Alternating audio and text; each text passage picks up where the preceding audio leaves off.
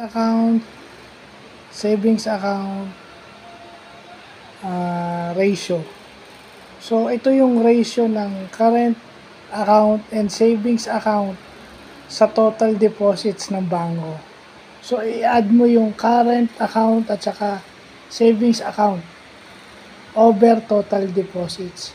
So, pag mataas daw yung CASA ratio mo, meron daw, ang bangko daw merong enough funds at pwedeng mag-offer ng yung mas mababa yung kanilang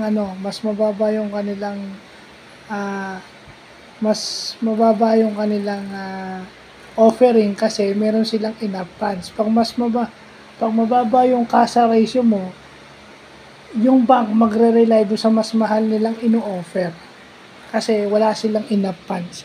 So, yun lang yung interpretation doon. Pag masyadong mataas, usually yung malalaking bangko na mataas na yung CASA ratio, yun yung mas mura. Di ba? Ngayon, naiintindihan ko na pagka yung bangko is nagre-rely sa mahal, it's because yung CASA ratio nila is mababa. So, yun yung mga importante sa CASA ratio na natututunan natin. So, yun lang po.